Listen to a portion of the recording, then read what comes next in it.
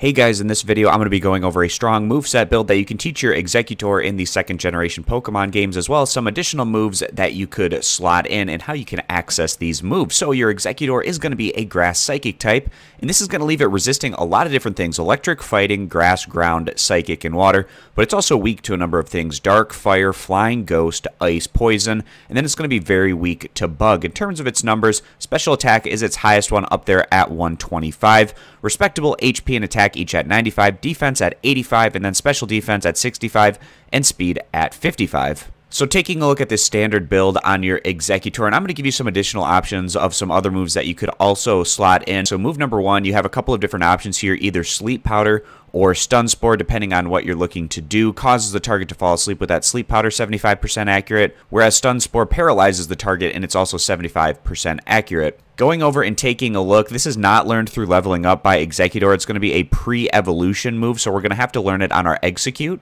And going over to Execute, we can see that Stun Spore is learned at level 25, and Sleep Powder is learned at level 37. Move number two on our list, we have Psychic. It's going to go off of that really high special that Exeggutor has. It's also the same type attack bonus, being Psychic, and it's a 10% chance to lower the target special defense by 1 at 90 power, 100 accuracy. And in our list of TMs, this is going to be TM29, and you can pick this one up over at the Celadon Game Corner for 3,500 coin.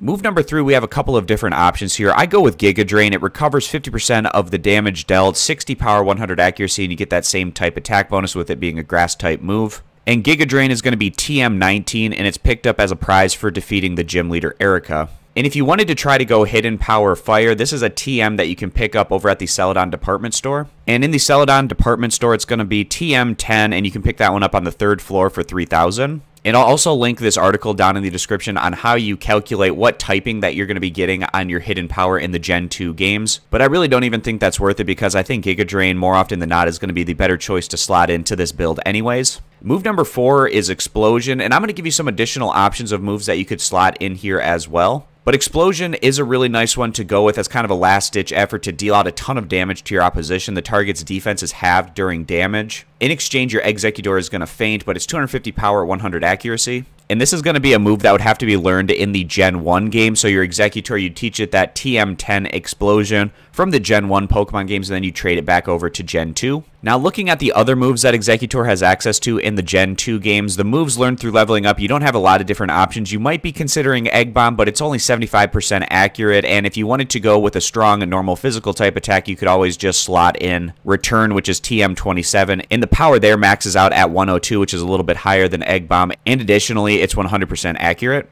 Another pre-evolution move that I think can be a decent option on Exeggutor is Leech Seed. And when going over to Execute, this one is learned at level 13. And Leech Seed is going to drain 1/8 of the max HP of your opponent and restore that health onto your Exeggutor. And when you pair this with the item Leftovers, that can be a really nice combo. And another offensive TM that I think you could slot in could be something like a Sludge Bomb, 90 power, 100 accurate, and it has a 30% chance to poison the opposition. But the ideal situation is to get Explosion into this move 4 slot, other than those other moves that I was touching on. And to round things out, we have the item Leftovers. At the end of every turn, the holder restores 1/16 of its max HP. And Leftovers can be picked up from a Wild Snorlax, from a trash bin in the Celadon City restaurant, as well as through repeatable methods, either trading Wild Clefable or Wild Snorlax from the first generation Pokemon games over to the Gen 2 games. And that's going to wrap up this build. So for links on the resources used in this video, you can check those down in the description. I appreciate you guys stopping by. Consider subscribing to the YouTube channel, and I'll catch you back here next time.